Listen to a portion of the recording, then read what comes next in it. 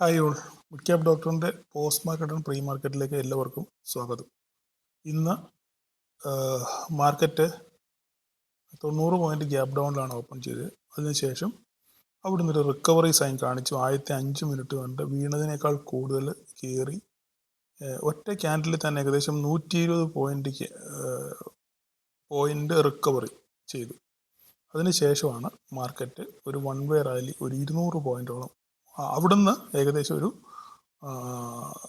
Positive 30 നിന്ന് ഏകദേശം ഒരു 300 പോയിന്റോളം ഇൻട്രാഡേ വൈസിൽ മാർക്കറ്റ് താഴെ പോയിരുന്നു അല്ലേ. അപ്പം നമ്മളെപ്പോഴും പറഞ്ഞിട്ടുണ്ട്, ഒരു മാർക്കറ്റ് ഒരു ദിവസം ഓപ്പൺ ചെയ്യുകയാണെന്നുണ്ടെങ്കിൽ അതിൻ്റെ ഓപ്പണിംഗ് ലെവൽ ആ ദിവസം വളരെ നിർണായകമായിരിക്കും. നിങ്ങളെപ്പോഴും ഓപ്പണിംഗ് ലെവൽ മാർക്കി വെച്ചിട്ട് മാർക്കറ്റ് ഏതെങ്കിലും കാരണവശാൽ മുകളോട്ടോ താഴോട്ടോ പോകുമ്പോൾ തിരിച്ച് റിക്കവറി വരുന്നുടനെ അല്ലെങ്കിൽ ഫോൾ ആകുന്നുടനെ ആ ലൈൻ വളരെ ഇമ്പോർട്ടൻ്റ് ആണെന്ന് എൻ്റെ വീഡിയോകളിലൊക്കെ ഞാൻ പല പ്രാവശ്യം പറഞ്ഞിട്ടുണ്ട്. ഓക്കെ, എനിവേ വീണ്ടും ഞാൻ പുതിയ ആയിട്ട് കേൾക്കുന്നവർക്ക് വേണ്ടി പറഞ്ഞെന്ന് മാത്രമേ ഉള്ളൂ.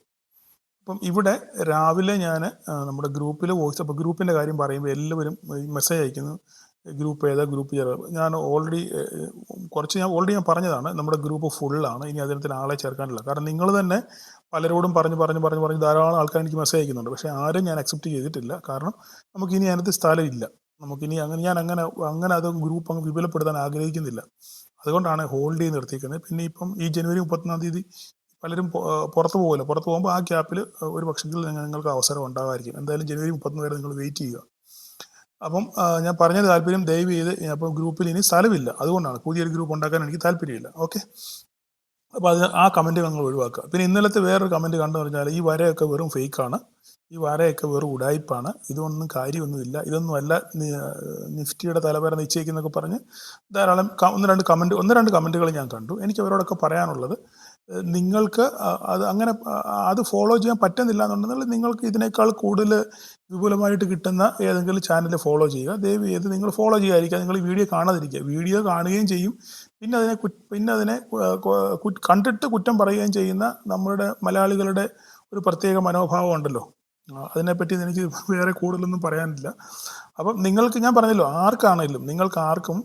ആർക്കാണെങ്കിലും എന്നെയോ എൻ്റെ വരകളെയോ ഫോളോ ചെയ്യാൻ പറ്റുന്നില്ല എന്നുണ്ടെങ്കിൽ നിങ്ങൾക്ക് അടുത്ത വഴി നോക്കി പോകാന്നുള്ളതേ ഉള്ളൂ. വേറെ പുതിയ മേച്ചിൽ പുറങ്ങൾ തേടി നിങ്ങൾക്ക് പോകാം. പല മേച്ചിൽ പുറങ്ങളും താണ്ടിയാണല്ലോ നിങ്ങൾ ഇവിടെ എത്തിയത്. അപ്പോൾ ഇവിടുത്തെ പുല്ലും അത്ര സുഖമല്ല, എൻ്റെ വയറ്റിന് പിടിക്കുന്നില്ല എന്നുണ്ടെന്നുണ്ടെങ്കിൽ അടുത്ത മേച്ചിൽപ്പുറം, നല്ല ഇളം പുല്ലുകൾ കിട്ടുന്ന മേച്ചിൽപ്പുറങ്ങൾ തേടി നിങ്ങൾ പോവുക. അത്രമാത്രമേ എനിക്ക് നിങ്ങളോട് പറയാനുള്ളൂ. ഓക്കെ, വേറെ കുറ്റമായിട്ടൊന്നും ഒരു കാര്യം പറയാനില്ല. വെറുതെ ഇവിടെ വന്ന് ഇതിൻ്റെ താഴെ വന്ന് കമൻറ്റ് ചെയ്ത് മറ്റുള്ളവരെ കൂടെ ബുദ്ധിമുട്ടിക്കല്ലേ. എങ്ങനെയെങ്കിലും കഞ്ഞി കുടിച്ച് പോക്കോട്ടെ. നിങ്ങൾക്ക് കഞ്ഞി കുടിക്കാൻ കിട്ടുന്നില്ലെന്നുണ്ടെങ്കിൽ ഞാൻ പറഞ്ഞില്ലേ, നല്ല പിന്നെ കാടിയും വെള്ളവും അല്ല, നല്ല പിണ്ണാക്ക് കിട്ടുന്ന സ്ഥലം അല്ല, നല്ല ഇളം പുല്ല് കിട്ടുന്ന സ്ഥലത്തേക്ക് നിങ്ങൾ ആ സ്ഥലം തേടി പോവുക. അത്രമാത്രമേ എനിക്ക് പറയാനുള്ളൂ. ഓക്കെ, അപ്പം ഞാൻ പറഞ്ഞതിന് താല്പര്യം, രാവിലെ ഞാൻ പറഞ്ഞിരുന്നു, ഈ ഏരിയ വളരെ ഇമ്പോർട്ടൻ്റ് ഏരിയയാണ്. നമുക്ക് വേണമെന്നുണ്ടെങ്കിൽ ആ വോയിസ് ഒന്ന് കേട്ടേക്കാം. ഇല്ല, ഞാൻ ഈ പറയുന്നതിനേക്കാൾ നല്ലതല്ലേ കേൾപ്പിക്കുന്നത്. നമ്മളിപ്പോൾ നിഫ്റ്റിയെ ശ്രദ്ധിക്കുകയാണെന്നുണ്ടെങ്കിൽ എൻ്റെ ഒരു കാഴ്ചപ്പാട് പറയാം, ഒരുപക്ഷെ തെറ്റാകാം ശരിയാവാം. എൻ്റെ കാഴ്ചപ്പാട് ഞാൻ പറയാം, ഇതൊരു പർപ്പസ്ഫുൾ സെല്ലിംഗ് ആണ്. പർപ്പസ്ഫുൾ സെല്ലിംഗ് എന്ന് പറഞ്ഞു കഴിഞ്ഞാൽ എപ്പോഴും നമുക്ക് റീറ്റെയിലേഴ്സിന് നമ്മൾ ആ ഡേറ്റ നോക്കുകയാണെങ്കിൽ റീറ്റെയിലേഴ്സിന്റെ സൈഡാണ് കൂടുതലും കോൾ സൈഡ് ഉള്ളത്. ലോങ്ങിൽ പോയിരിക്കുന്നത് റീറ്റെയിലേഴ്സ് ആണ് കൂടുതൽ, 76%. അപ്പൊ ഇവരുടെ എല്ലാം SL അടുപ്പിക്കുക എന്നുള്ളത് മാത്രമാണ് അവരുടെ ലക്ഷ്യം, ബിഗ് പീസിന്റെ ലക്ഷ്യം, അതായത് വലിയ ഇൻസ്റ്റിറ്റ്യൂഷൻസിന്റെ ലക്ഷ്യം. ഈ സിഇക്കാരെ എല്ലാം ഇവിടുന്ന് അതെങ്ങനെ ഒഴിവാക്കുന്നത്? ഒരു SL അടിച്ചു കഴിഞ്ഞാൽ പിന്നെ പതുക്കെ മാർക്കറ്റ് താഴോട്ട് ഇറങ്ങി വരുന്നതോറും ബാക്കിയുള്ള SL ഓട്ടോമാറ്റിക്കായിട്ട് അടിക്കും. മനസ്സിലായി? സെല്ലിംഗ് പ്രഷർ കൂടി വരുന്നു. നമ്മൾ SL ഇട്ട് വെച്ചേക്കുന്നു, ആ SL അടിക്കുന്നു, മാർക്കറ്റ് നെഗറ്റീവ് ആവുന്നു, അപ്പോൾ അടുത്ത SL അടിക്കുന്നു. അങ്ങനെ SL അടിച്ച് മാർക്കറ്റ് താഴോട്ട് ഇറങ്ങി. അപ്പോൾ മാക്സിമം ഈ പറയുന്ന റീറ്റെയിലേഴ്സിനെ ഒഴിവാക്കിയതിന് ശേഷം ഒരു റിക്കവറി ആയിരിക്കും മാർക്കറ്റിൽ നടക്കാനുള്ള സാധ്യത വളരെ കൂടുതൽ. ഇത് എൻ്റെ കാഴ്ചപ്പാട് മാത്രമാണ്. എങ്കിലും 25,000 എന്ന് പറയുന്ന ഒരു സ്ട്രോങ് സപ്പോർട്ടാണ്. ഇവിടെ ഒരു കുറച്ചും കൂടി DAs ആക്ട് ചെയ്യാനുള്ള സാധ്യത ഉണ്ടോ എന്നുള്ളത് കണ്ടറിയണം. ഓക്കെ, അപ്പോൾ ഇതാണ് ഞാൻ ഇന്ന് രാവിലെ ഇട്ട മെസ്സേജ്. അപ്പം നമുക്ക് ഇത് ഞാൻ എപ്പോഴാണ് ഇട്ടത്? 25,000 മാർക്കറ്റ് താഴെ പോയതിന് ശേഷം മാർക്കറ്റ് 26,000. അപ്പോൾ ഇവിടെ എത്തിയപ്പോൾ 25,920 ഇറങ്ങി മാർക്കറ്റ്. ഇവിടെ നിന്ന് ഇറങ്ങി ഇവിടെ വരെ വന്ന ഈ ഏരിയയിലെത്തി. ഇവിടുന്ന് മാർക്കറ്റ് ഫസ്റ്റ് ക്യാൻഡിൽ വീഴാൻ തുടങ്ങിയപ്പോഴാണ് ഞാൻ ഈ വോയിസ് ഇട്ടത്. നിങ്ങൾക്ക് കറക്റ്റ് അറിയാം, 11 മണി ഏകദേശം 11 മണി സമയത്താണ് ഞാൻ ഈ വോയിസ് ഇട്ടത്. മാർക്കറ്റ് ഇവിടുന്ന്, കാരണം നമ്മൾ ഇതിൻ്റെ ഒരു ചരിത്രം പരിശോധിക്കുകയാണെന്നുണ്ടെങ്കിൽ, ഞാൻ അതും വോയിസ് ഇട്ടു, എല്ലാ വോയിസിലും കേൾപ്പിക്കുകയാണെന്നുണ്ടെങ്കിൽ പിന്നെ നിങ്ങൾക്ക് അരോചകമാവും, അത് ബുദ്ധിമുട്ടാവും. അതുകൊണ്ട് ഞാൻ ജസ്റ്റ് ആ ഡേ ക്യാൻഡിൽ നിന്ന് കാണിക്കാം നിങ്ങളെ. നമ്മൾ ചരിത്രം പരിശോധിക്കുകയാണെന്നുണ്ടെങ്കിൽ ഡേ ക്യാൻഡിൽ കാണിക്കാം. ഈ വരയൊന്നും മാറ്റാൻ പറ്റത്തില്ല കേട്ടോ, പിന്നെ ഞാൻ രണ്ടാമത് വരയ്ക്കേണ്ടി വരും, അതുകൊണ്ടാണ് ഇതിങ്ങനെ കാണിക്കുന്നത്. നമ്മൾ ചരിത്രം പരിശോധിച്ചാൽ നിങ്ങൾ നോക്കിക്കേ, ഇവിടെ നോക്കിക്കേ, ഈ കഴിഞ്ഞ, ഞാൻ എന്ന് മുതൽ ഇത് വരച്ചേക്കുന്നത് 2024 മുതൽ, 2024 മുതലുള്ള വരയായി കാണുന്നത്. ഓക്കെ, 2024 മുതൽ പല പ്രാവശ്യം ഈ ഏരിയയിൽ മാർക്കറ്റ് വന്ന് സപ്പോർട്ട് എടുത്ത് ഇത് ബ്രേക്ക് ചെയ്ത് വീണ്ടും തിരിച്ചു കയറി, ഇത് സപ്പോർട്ടായിട്ട് റെസിസ്റ്റൻസ് ആയിട്ട് ആക്ട് ചെയ്ത ഒരു ഏരിയയാണ്. പിന്നെയും മാർക്കറ്റ് ഇവിടെ വന്ന് സപ്പോർട്ട് എടുത്ത് നേരെ തിരിച്ചു പോയി. ഇവിടെ ഒക്കെ ഈ ക്രോസ് ചെയ്ത് താഴെ ഇറങ്ങിയിട്ടുണ്ട് ഇല്ലേ, ക്രോസ് ചെയ്ത് താഴെ ഇറങ്ങിയ ശേഷമാണ് മാർക്കറ്റ് മുകളിലോട്ട് പോയി. ഇവിടെയും ഇതുപോലെ തന്നെ മാർക്കറ്റ് ഇവിടെ നോക്കിക്കഴിഞ്ഞാൽ മനസ്സിലാവും. മാർക്കറ്റ് നോക്കിക്കേ, താഴെ വന്ന് ഇറങ്ങിയതിന് ശേഷം ഗ്രീൻ ക്യാൻഡിൽ ഒരു ക്ലിയർ ഡോജി ആയിട്ട് ക്ലോസ് ചെയ്തിരിക്കണം. ഡേ ക്യാൻഡിൽ ഒരു ക്ലിയർ ഡോജി ആയിട്ട്, അതെന്താണ്, ഒരു സ്ട്രോങ് റിജക്ഷനാണ്, സ്ട്രോങ് റിജക്ഷൻ. ഓക്കെ, അപ്പം നാളെ ഇനിയിപ്പോൾ ഇവിടെ നമ്മൾ മനസ്സിലാക്കാനുള്ള കാര്യം, ഇന്നത്തെ ഡേറ്റയും കൂടെ വരണം. ഇന്നത്തെ ഡേറ്റ വരുമ്പം ഇതിനകത്ത് FIIs അവരുടെ ഷോർട്ട് പൊസിഷൻ കുറച്ചിട്ടുണ്ട് എങ്കിൽ, ഓക്കെ, വീണ്ടും ഞാൻ പറയുന്നു, ഇന്നത്തെ ഡേറ്റ വരുമ്പോൾ അതിനകത്തിൽ FIIസിൻ്റെ ഷോർട്ട് പൊസിഷൻ അവർ കുറച്ചിട്ടുണ്ടെന്നുണ്ടെന്നുണ്ടെങ്കിൽ നമുക്കൊരു കൺഫർമേഷൻ ഉണ്ട് മാർക്കറ്റ് ഇവിടുന്ന് മുകളിലോട്ട് പോകും എന്നുള്ളത്. ഓക്കെ, കുറച്ചിട്ടില്ല എന്നുണ്ടെന്നുണ്ടെങ്കിൽ നാളെ ഈ മാർക്കറ്റ് എന്ത് സംഭവിക്കുന്നു, നാളെ പകല് മാർക്കറ്റ് ഓപ്പൺ ചെയ്യുമ്പോൾ ഈ ട്രെൻഡ് ലൈൻ സസ്റ്റെയിൻ ചെയ്ത് മാർക്കറ്റ് ഇവിടെ നിന്നൊരു റിവേഴ്സൽ കിട്ടുകയാണെന്നുണ്ടെങ്കിൽ തീർച്ചയായിട്ടും പിന്നെ FIIs അവരുടെ ഷോർട്ട് പൊസിഷൻ ഇതൊക്കെ ഇവിടുന്ന് അഴിച്ചു തുടങ്ങും. അതിനനുസരിച്ച് മാർക്കറ്റ് മുകളിലോട്ട് പോകാനും ഉള്ള സാധ്യത വളരെ കൂടുതലാണ് എന്നാണ് ഡേ ക്യാൻഡിൽ സൂചിപ്പിക്കുന്നത്. ഇതെല്ലാം ഞാൻ എൻ്റെ വരയുടെ അടിസ്ഥാനത്തിൽ മാത്രം പറയുന്ന കാര്യങ്ങളാണ്. ഞാൻ വീണ്ടും പറയുന്നു, വരയുടെ അടിസ്ഥാനത്തിൽ മാത്രം പറയുന്ന കാര്യങ്ങളാണ്. എൻ്റെ മുഖ്യ ആധാരം എന്ന് പറയുന്നത് വര മാത്രമാണ്. അല്ലാതെ യാതൊരു ഇൻഡിക്കേറ്ററുകളും ഞാൻ ഉപയോഗിക്കാറില്ല. ഞാൻ പിവറ്റ് പോയിന്റോ ഫിബൊനാച്ചിയോ അല്ലെ EMAയോ DMAയോ അല്ലെങ്കിൽ എന്ത് സാധനമാണെങ്കിലും ഒരു ഇൻഡിക്കേറ്ററുകളും ഞാൻ ഉപയോഗിക്കാറില്ല.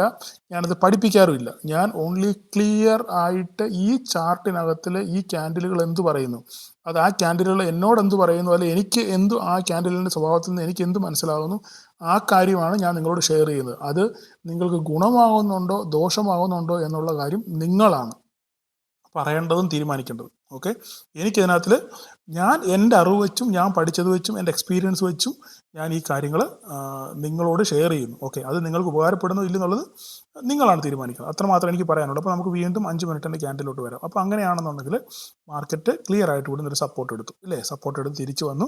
ഇന്നൊരു ഡോജിയാണ് ഫോം ചെയ്തിരിക്കുന്നത്. അപ്പോൾ ഇനിയിപ്പം നമുക്ക് ഞാൻ പറഞ്ഞു 333, ഓക്കെ, 333 മുകളിലോട്ട് നിന്നെങ്കിൽ മാത്രമേ നമുക്കൊരു കൺഫർം ആയി, അല്ലെങ്കിൽ ഇപ്പോഴത്തെ ഈ ഹൈ വേണം നോക്കാം, വേണ്ട നമ്മൾ ഇതാണ് നിർത്തിക്കോട്ടെ. 3325 333, ഈ 333 മുകളിൽ മാർക്കറ്റ് ഞാൻ ഈ പറയുന്ന പോലെ തന്നെ ഗ്യാപ്പ് അപ്പിലല്ലാതെ ഇവിടെ നിന്ന് നടന്ന് കയറി പോവുകയാണെന്നുണ്ടെങ്കിൽ നമുക്ക് പതുക്കെ മാർക്കറ്റ് ഇവിടെ നിന്ന് പതുക്കെ നടന്ന് കയറും. അപ്പോൾ അങ്ങനെ ആകുമ്പോൾ നമ്മുടെ കൂട് ഇവിടെ കിടപ്പുണ്ട്. ഈ കൂട് വാലിഡ് അല്ല, ഇത് ഞാൻ വരച്ചിട്ടേക്കാം. ഈ കൂട് തുറന്നു പോയ പക്ഷിയാണ്.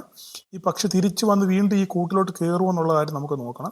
എന്തായാലും നാളെ ഈ 333 നടന്ന് കയറി ഈ കൂട്ടിലെത്തുവാണെന്നുണ്ടെങ്കിൽ പിന്നെ ഫർദറായിട്ട് പതുക്കെ മാർക്കറ്റ് അപ്സൈഡിലോട്ട് പോകാനുള്ള സാധ്യത വളരെ കൂടുതലാണ്. ഓക്കെ, അപ്പോൾ ഇനിയിപ്പോൾ ഉള്ള ദിവസങ്ങളിൽ മൂവുകൾ വളരെ കൂടുതൽ. ഇനി ഇത്രയും നാൾ 100-150 പോയിന്റാണ് മൂവ് ചെയ്തിട്ടുണ്ടെങ്കിൽ ഇനിയും ഉള്ള മൂവ്മെന്റ് എന്ന് പറഞ്ഞാൽ 200-250 പോയിന്റൊക്കെ മൂവ് ചെയ്യാനുള്ള സാധ്യത വളരെ കൂടുതലാണ്. കാരണം ഇനി അങ്ങോട്ട് പ്രീ ബജറ്റാണ്.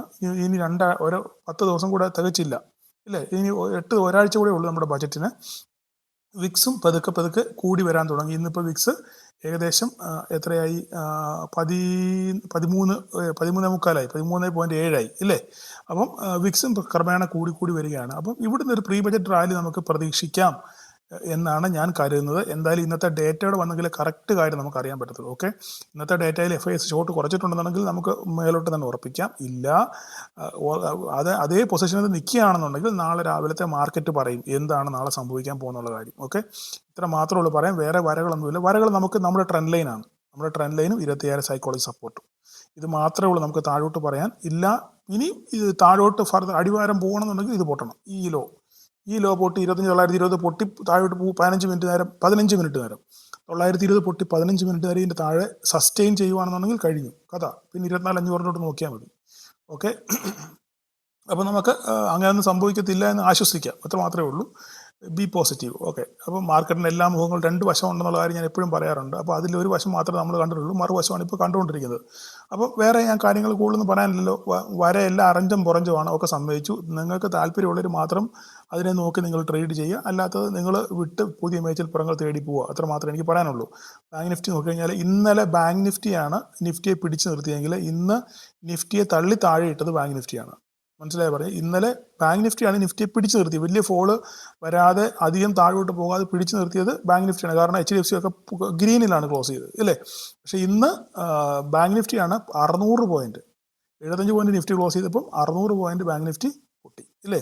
അതായത് എന്താ സംഭവിച്ചത് അവിടെ നോക്കിക്കേ, നമ്മുടെ HDFCയും ICICI ബാങ്കും കോട്ടക് എല്ലാവരും, കോട്ടക്കൊക്കെ വിട്ടേരെ, HDFC ICICI നല്ല രീതിയിൽ പൊട്ടി. 1%, 2% വെച്ച് രണ്ടും പൊട്ടി. അതിൻ്റെ ഒരു അലവലിയാണ് നമ്മുടെ നിഫ്റ്റിയിൽ എത്രയും കണ്ടത്. അല്ലെങ്കിൽ നിഫ്റ്റി ഇന്ന് ഗ്രീനിൽ ക്ലോസ് ചെയ്യേണ്ടതാണ്. അതേസമയം നിഫ്റ്റിയെ പിടിച്ചു നിർത്തിയത് ആരാണ്? റിലയൻസ് ആണ് നമ്മളുടെ കറക്റ്റ് സപ്പോർട്ട്. പണ്ടേ വരച്ചിട്ടേക്ക് 1397 അതിൽ വന്ന് സപ്പോർട്ട് എടുത്ത് മാർക്കറ്റ് എന്ത് ചെയ്തു, അവിടെ നിന്നൊരു റിവേഴ്സൽ കാണിച്ചിട്ടുണ്ട്. ഇനിയിപ്പം റിലയൻസ് ഈ പറയുന്ന പോലെ തന്നെ വീണ്ടും പഴയ അടുത്ത് വന്നു ഇല്ലേ. ഇവിടെ ഇത്രയും താഴെ പോയി റിലയൻസ് ഇന്ന് കയറി ഇവിടെ വന്നു 1397 സസ്റ്റെയിൻ ചെയ്ത് കഴിഞ്ഞാൽ നമുക്കൊരു അപ്സൈഡ് റാലി കാണാനുള്ള സാധ്യത വളരെ കൂടുതലാണ് റിലയൻസിനകത്തിൽ. ഓക്കെ, അങ്ങനെയാണെങ്കിൽ ആ റിലയൻസ് നിഫ്റ്റിയെ മുകളിലോട്ട് കയറ്റിക്കൊണ്ട് പോകാനുള്ള സാധ്യത കൂടുതലാണ്. അപ്പോൾ തന്നെ ഇൻഫിയും TCS രണ്ടും, ഇൻഫി ഫ്ലാറ്റും TCS ചെറിയൊരു പോസിറ്റീവാണ്. ഇവരും കൂടെ നാളെ സഹകരിക്കുകയാണെന്നുണ്ടെങ്കിൽ നിഫ്റ്റി ഒരു പക്ഷേ മുകളിലോട്ട് കയറി പോകാനുള്ള സാധ്യത വളരെ കൂടുതലാണ്. പക്ഷെങ്കിൽ നമ്മുടെ മിഡ് ക്യാപ്പിൻ്റെ കാര്യം പറയുകയാണെങ്കിൽ വലിയ കഷ്ടമാണ്. ഞാൻ എപ്പോഴും പറഞ്ഞിട്ടുണ്ട്, ഒരു ഒരു ഒരു ഒരു റാലി നടക്കുകയോ വീഴ്ച നടക്കുകയോ ചെയ്യുമ്പം ആദ്യം ഡ്രാസ്റ്റിക്കായിട്ട് പ്രതിഫലിക്കുന്നത് മിഡ് ക്യാപ്പിലാണ്. അതുകൊണ്ടാണ് ഞാൻ എപ്പോഴും പറയുന്നത് മിഡ് ക്യാപ്പിൽ ട്രേഡ് ചെയ്യുന്നതിൽ വളരെ സൂക്ഷിച്ച് മാത്രമേ നിങ്ങൾ ട്രേഡ് ചെയ്യാൻ പാടുള്ളൂ എന്ന് പറയുന്നത് പ്രധാനപ്പെട്ട കാര്യം അതാണ്.